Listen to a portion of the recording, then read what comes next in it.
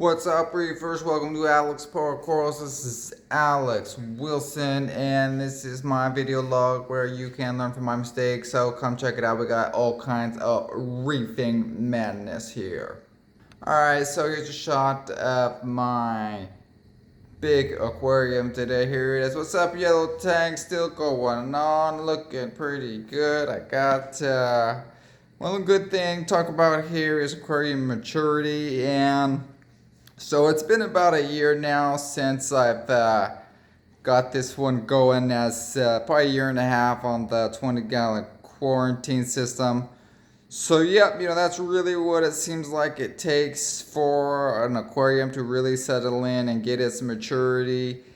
And one interesting point on that is, by that I mean that it actually seems to be able to grow and sustain Acropora specifically, right in there with other small polyp corals, but certainly the Acroporas are the last ones that are able to finally start to be able to hold on and survive. And I started with some of the other smaller, started with the large polyp corals, went over to the all kinds of small polyp corals, and had them all pretty much all die at the beginning. And then little by little, it was just like getting in there to where a lot, some of the small polyp corals would last longer and longer. And then it got to the point where finally some of the stylophoras, the purple stylophora in particular, was, they started to live longer and longer, but eventually they would die, just kind of a slow degrading, not getting the nutrition they should be. And I did notice that, I tried all of the stylophoras. There's the rainbow, the green, and the purple, and the milk stylos. So yeah, I did find that of those, the most hardy of them certainly was the purple and the milk stylos. So that's that. And then once they started living pretty good, then the Acroporas did finally start hanging on and lasting longer and longer as well, till now they're certainly a well established, not in this one, but in my 20-gallon quarantine, certainly getting quite a bit of pooling and crusting on the rocks. If you would, right, yellow tank, that's right, we're talking Acroporas over here. Let's check them out. What do we got? So here's a shot of this system. There it is. One thing I wanted to show you is down here is my coral scrubber. That's right, it's a Refugium if you don't know what a coral scrubber is. And doesn't have that much coral in it too, but this one too took a long time, also a year. And when I changed out the gravel, and so that really just set it back, just like starting from scratch all over again. But there it is, nice settled in with the coralline algae, absolutely going mad down here, all over the rocks, all over, finally over the crushed coral. Probably should be calling this a copepod scrubber because it got some more copepods down here than anything, but it's really awesome because it's going to be just populating the whole aquarium with the micro copepod guys. So there they are, doing pretty good. Protein skimmer. What I wanted to show you guys is I installed this float system. It's just a float valve right there. I took off the one that came stock with this Cade aquarium that was back there in the corner. Just took that one completely off, and the reason is that I wasn't using it. Well, I was using it, but it was connected to this automatic top-off system that comes with the system. It's really didn't like it at all. It's connected to the back, its own little automatic top-off thing. But I connected it, of course, straight to my reverse osmosis direct system there.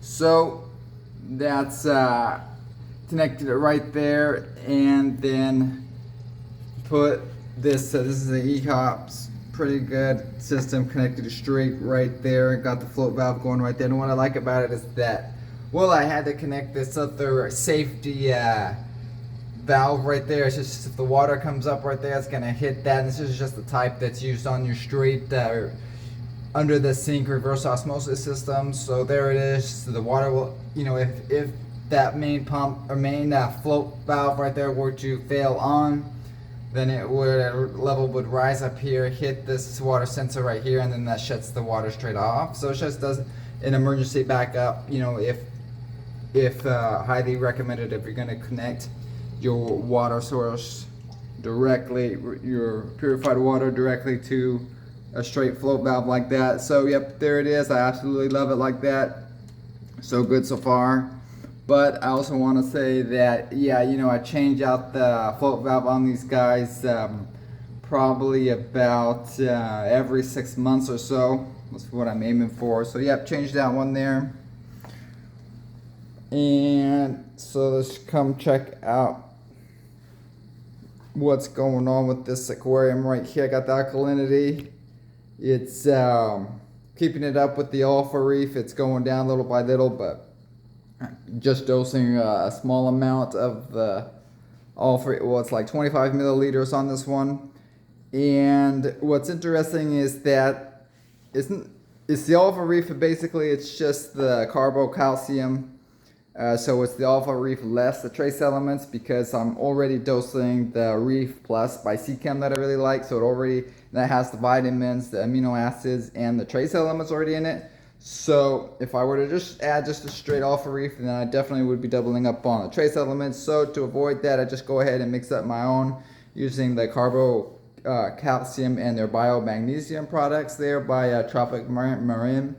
So that's what I do. So good so far. And got the mandarin out right here. Everybody's doing pretty good. Bubble Madness. We got the hammers. Mandarin right there. And the nitrates and phosphates.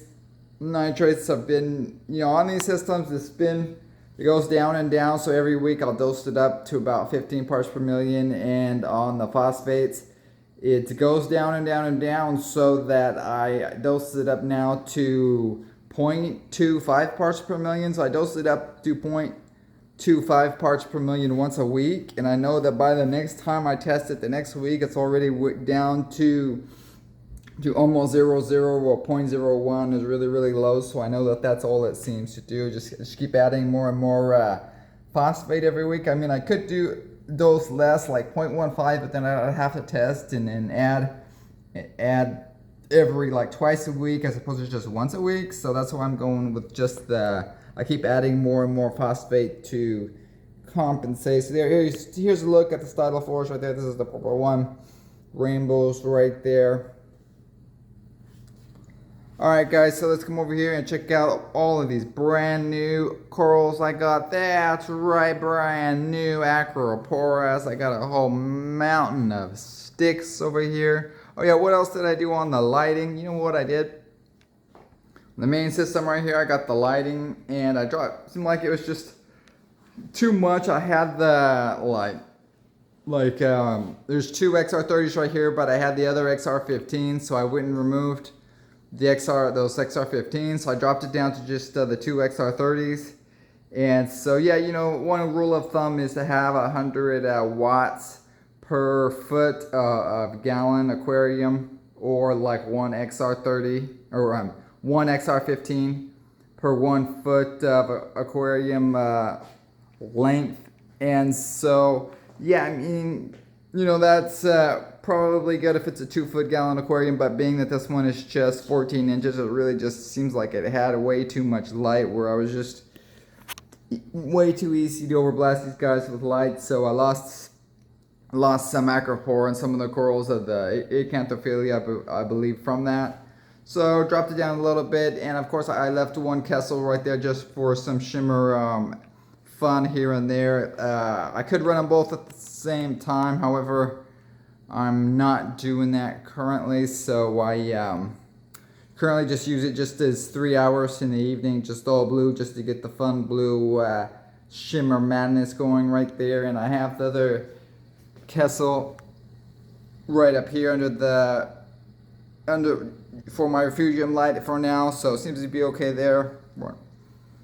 So I really like the Kessels, the shimmer on them. So you know, I was tempted to just, I already have two 360Xs, so I could put the other two more up here, and I could have just went with just the 4. XR30s, and probably would have been pretty good.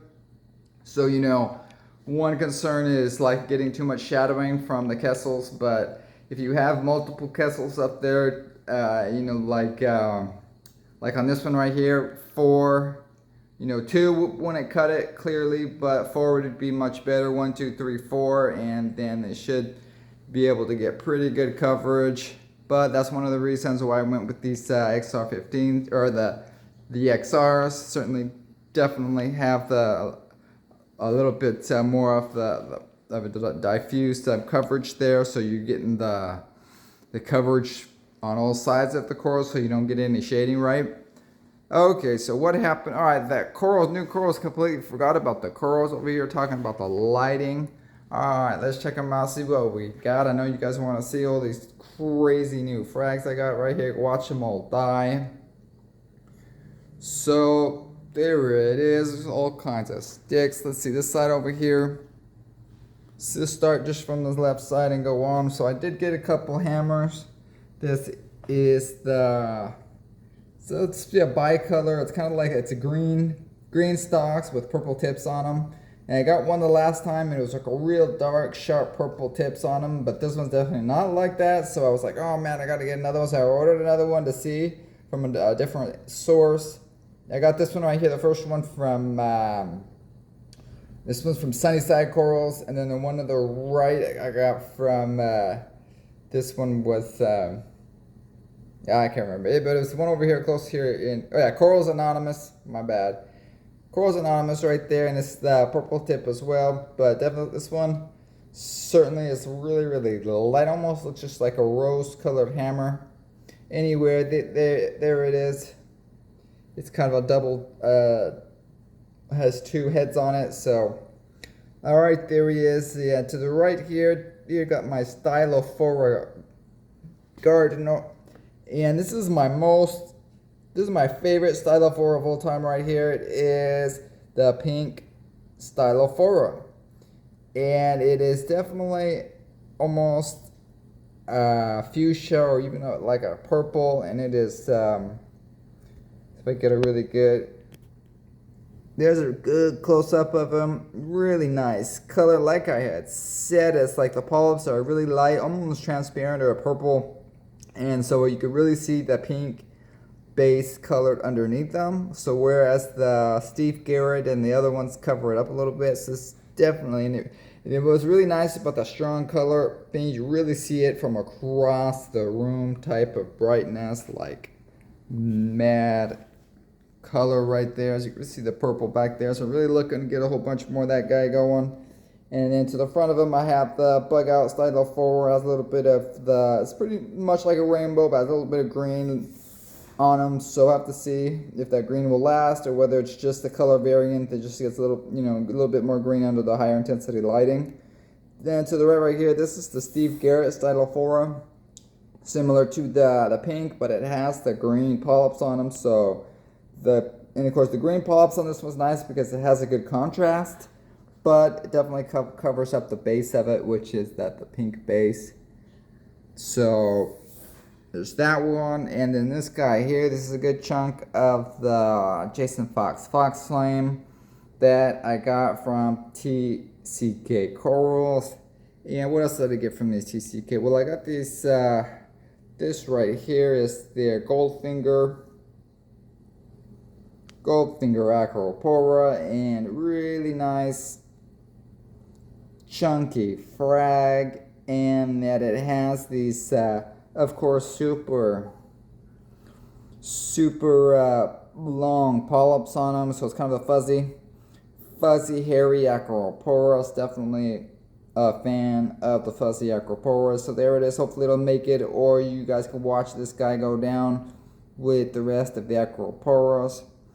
Alright, what else did we get there? I got this guy right here from the also TCK. This is their Diablo Stag. So a nice red stag. One thing with these guys too is that I'm waiting a week before I actually dip them. And with this guy here, I mean, I dipped them, and then I just dipped the base in the hydrogen peroxide, right? The 3% of the, I'm using the food safe variety. And so Yeah, but one danger when doing that, I was always really careful to do that, but sure enough, when I went to dip this one, it slipped on me because it's kind of a slippery, it's almost like a slimer. And so I dropped the hold on a frag straight into the whole coral into the 3% hydrogen peroxide. So, man, it was just for a split second though. I grabbed that sucker right at like, man, just dipped it straight back into the aquarium right here. So good so far. He's still alive, but who knows? It might just stressed out or or maybe he's fine from that. So just check back on the next episodes to see what's going on with that guy. All right. So to the right, this is got another frag of the PC Rainbow Acropora from TCK Corals, and definitely a beautiful frag right here. It's good color, good polyp extension on them. This side's getting definitely some more light on them, so it gets kind of a goldish green, sun protection on them, whereas the other side, where it's getting shade, is definitely a lighter, kind of a red without the color, without the suntan on this side. Alright, so to the right we've got this one. This is their birthday cake Acropora. So definitely a fan of that one too. It's just kind of has some kind of a lightish reddish pink, and it's got the colored or green tips to them. I also got a frag of or a couple frags of the Oregon Tort right there. One to the left, it's from TCK Aquatics, and then one from the right, that one's from Top Shelf Aquatics. So I got a couple good frags of the Oregon Blue Tort. That definitely looking one of my favorites from the old time. So there we go. And then this one to the right here, this one is the yellow tips. So yellow tips Tort. Hopefully it's got that, it's just kind of a greenish or green and purple stag with these greenish yellowish tips on them. So definitely a fan of that one. And then to the right here, get it close up. This one is I got at TCK Corals, and this is the Jason Fox Jolt. So definitely supposed to get some really good coloration and colors with this Jason Fox Jolt. And the Jolt is kind of like a greenish, and it has blue and purple tips on them, and some really nice variety of colors as it starts to grow into a colony. So watch me kill that one, or hopefully it'll live in the long term. And this one to the right there, this is a raspberry lemonade from Top Shelf Aquatics. What else do we got here? This one here is the Tyree pink lemonade. That's right, Tyree pink lemonade. Huge frag, absolutely craziness. Where did I get this guy from? I got this guy from Sunnyside Coral. So there he is. Also to the right, this is the Hugo's rainbow stag right there. It's called a rainbow, but I think I would have called it the fuzzy stag because it is just absolutely fuzzy like crazy, and really crazy polyp extension on them, and just looks kind of like a millipora, or typical fuzzy millipora. So there he is, fingers crossed right there. Alright, so here's some more that I got right here. This one is a section that I got from Coral Euphoria, 8-bit Coral Euphoria. So this is one he gave me as a freebie. This is the Rainbow Delight. So definitely considered getting this one too. So right on there, some really cool green and purplish Acropora. To the right here, this is the Pikachu that I got from Abe. So really good frag of the Pikachu. To the right here, this is the Red Robins. It's kind of a reddish stag. Really good frag from Abe. Completely over the nice and good size. So looking forward to that one. Hopefully it'll make it. To the right, I got a frag another frag of this Walt Disney, and this one at Abe, which had a really good yellow, really strong frag. So really had to get this one, has a really nice yellow color. Whereas some of like I had another frag of the Walt Disney started going downhill, and it was definitely more of a green to it. So it kind of depends, might depend on the system, you know. So whether it gets green or red, or it might adjust different ways. So I have to see how that one does. This one to the right here, this is the Lone Wolf from Sunnyside Corals. It's kind of it's like a tenuous, but it's kind of a purple and a green mix. And then to the right from Sunnyside Corals, good frag of this green body slimer, and it's definitely has a level of green that is much brighter than these other green stacks in the back that I got. So good colors, amazing. Getting some pulp extension here, starting to open up. And these are those other green frags in the back. So I got a few more, let's see.